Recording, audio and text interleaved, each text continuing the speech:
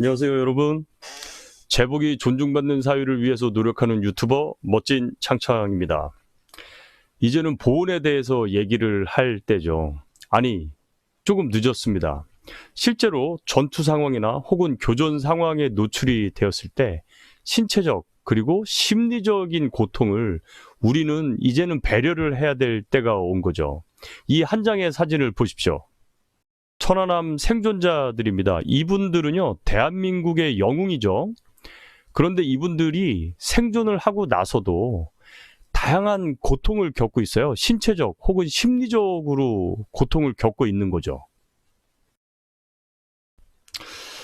무슨 소수자 어쩌고 뭐 이런 얘기가 좀 많죠. 그들을 배려를 해야 되는 게 맞아요. 그런데 그들만 배려를 하는 게 아니라 국가의 부름을 받고 전투 중에 신체적, 심리적 타격을 입은 보훈 대상자들을 배려를 해야 되는 시기라고 저는 생각을 합니다. 지난번 지뢰를 밟았던 하지원 중사의 전공상 심의를 여러분 잘 기억을 하실 겁니다. 다리가 잘린 그에게 전상의 수훈도 주지 못하는 게 현재 대한민국 보훈의 현실이에요. 물론 나중에 다시 여론이 불리해지니까 전공상 심의에서 전상으로 바뀌긴 했죠.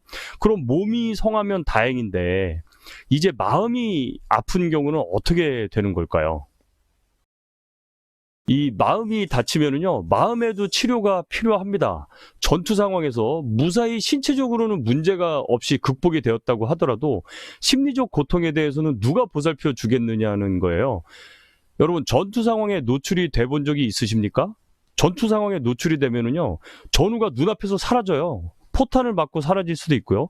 그런 경험을 여러분들 직접 눈으로 목도했다고 생각을 해보십시오. 바로 옆에서 폭발물이 터져가지고 고막이 찢어져라 이 폭음이 들리기도 하고, 내 몸이 이 필사적인 상황에서 말을 안 들어서 남이 나를 구축해줘야만이 살아남군, 혹은 내 신체의 일부가 이 절단이 된 것을 내가 본다든지 했을 때 그 이 심리적 공포감 얼마나 크겠습니까? 그리고 내 몸이 움직여지질 않아가지고 누군가가 나를 도와줘야만 움직일 수 있는 상황, 정말 이런 상황에 노출이 돼 본 적이 있으십니까? 이런 상황을 겪게 되면은요, 이 신체적으로 그리고 심리적으로, 그 다음에 이것이 나중에 행동적으로도 나타나게 돼요. 평상시에는 정상적이지 않은 반응들이 나타나게 되는 겁니다. 평상시에 내가 하지 않았던 행동들이 나오는 거죠. 우선 몸으로도 여러 가지 차이가 납니다. 먼저 어지럼증이라든지 구토, 오심, 두통, 피로감, 소화불량, 배변불량, 떨림, 긴장, 시선 초점의 애로 등 정말로 사람마다 다양하게 그런 증세가 나타나게 되어 있어요. 여기에 심리적으로는요, 두려움이라든지 공포감, 그리고 무기력감, 판단력 저하, 단기 기억력 저하 등의 다양한 심리적 증세가 나타나게 됩니다. 자, 이런 장애 증상은요, 일상생활을 하는데 어려운 증세들이에요. 이게 결국은 행동으로도 나타나겠죠. 그러니까 대인 기피라든지, 뭐, 대화를 하다가 화를 낸다든지, 그 다음에 이제 자기들 얘기를 들어주질 않으니까 아예 그냥 외면을 한다든지, 공황장애 같은 게 나타날 수도 있고요. 이런 광장공포증 같은 게 나타날 수도 있습니다. 그러면 일상적인 생활을 하거나 직장 생활에서도 굉장히 애로사항이 발생이 되는 거예요. 그리고 이게 또 자칫 잘못하면 폭력성으로도 나타나게 되는 거죠. 그 다음에 술에 의존한다든지 알코올에 의존한다든지 하는 것들은 굉장히 그 개인으로서도 심각한 문제가 아닐 수가 없습니다.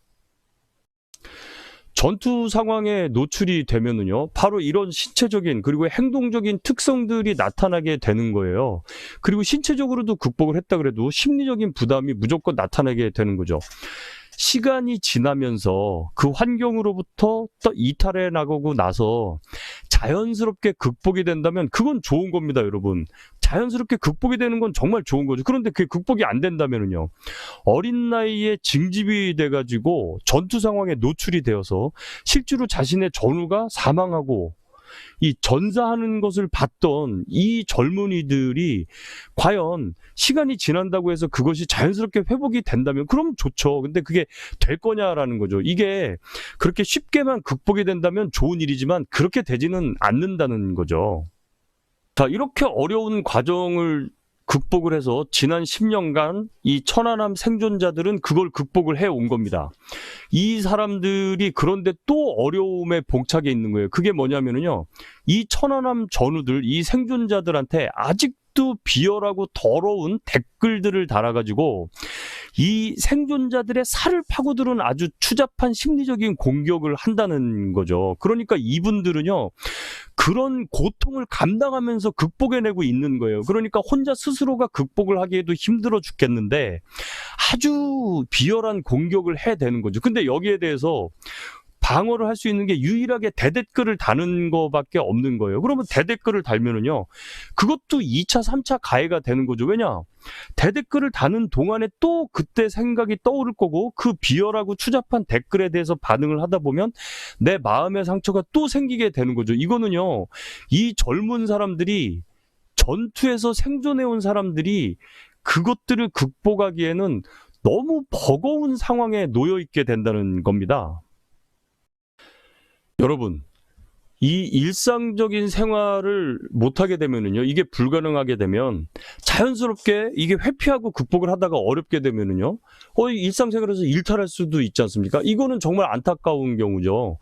국가를 위해서 개인의 젊음을 희생하고 국가의 부름에 기꺼이 응해서 갔던 전우들이 생존을 해서 돌아왔는데 일상생활에 정상적인 적응을 하지 못하게 되면은요, 그렇게 해서 일탈을 하게 된다면 그것처럼 슬픈 일이 어디 있겠습니까, 여러분? 전투에서 살아왔는데 말입니다. 그러니까 이들을요, 영웅 대접을 해달라는 얘기가 아니에요. 그저 똑같이만 대접을 해줘도 되는 겁니다. 그러면요, 이 사람들은 그런 배려만 받아도 스스로가 회복을 하기 위해서 꾸준한 노력을 하고 계속해서 자기와의 싸움을 하게 돼요. 그런데 그런 심리적 트라우마를 극복해 나가는 사람들한테 찾아와서 댓글을 달고 못된 글들을 남기게 되면은요, 심리적으로 더 어려운 상황에 놓이게 된다는 겁니다. 그렇기 때문에 저는 여기서 주위에 도움이 좀 필요하다고 생각을 하는 거예요. 이들이 기왕이면 조금 더 빠르게 회복을 하는데 도움을 줄 수 있다는 게 제 생각입니다. 그렇게 하기 위해서는요, 이제는 국가가 나서야 되는 거죠. 국가보훈처라는 국가기관이 있는 이유가 뭡니까? 바로 이들을 배려하고 이들을 올바르게 일상생활에 빨리 적응할 수 있게끔 하는 게 국가보훈처의 역할이라고 저는 생각을 합니다. 국가의 부름을 받아서 징집이 되어서 임무를 수행하는 우리 그 현역 병사들, 적의 기습 공격에 의해 가지고 신체적, 정신적인 충격을 당한 이 생존자들이 국가가 보듬어 주지 않으면 누가 보듬어 주겠습니까? 이거는요, 지역사회와 가정이 보듬기에는 이들이 가지고 있는, 이들이 감당해야 될 그 충격이 너무 큰 거죠. 그래서 국가가 보듬어야 된다는 겁니다. 제가 천안함 생존자 몇 분의 사례를 들어봤지만은요, 지금도 신체적으로 그리고 이 심리적으로 치료를 받아야 되는데요, 그 치료비가 어마어마하게 들어요. 그런데 그 비용조차 국가가 부담을 하지 않다 보니까 이 개인이 부담해야 되는 경제적인 부담이 너무 큽니다.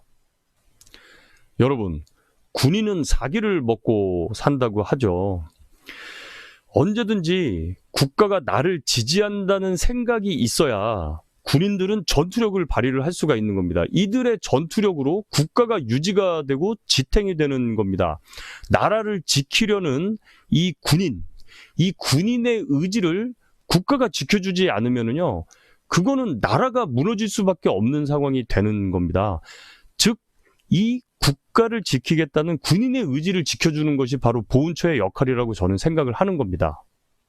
지금도 생존자들은요, 그 전투 상황에서 적의 기습으로 어뢰의 폭침에 의해서 전우가 눈앞에서 사라졌던 그 상황을 극복하고 매일매일 하루를 살아가기 위해서 신체적 그리고 정신적인 트라우마를 극복하기 위해서 하루에도 먹는 알약들이 얼마나 많은지를 몰라요. 이들의 신체적, 심리적 회복은 국가의 몫인 거죠. 저는 보훈처에게 이런 것들을 바랍니다. 그리고 생존자들에게는요, 더 이상 못된 댓글을 달아서는 안 됩니다. 이들은 지금 10년이라는 세월이 지났습니다. 그리고 회복을 하고 있잖아요. 우리가 그들이 회복을 하는데 최소한도 도움은 주지 못하더라도 방해는 하지 말아야 되는 거죠. 제복이 존중받는 사회를 위해서 노력하는 유튜버 멋진 창창이었습니다.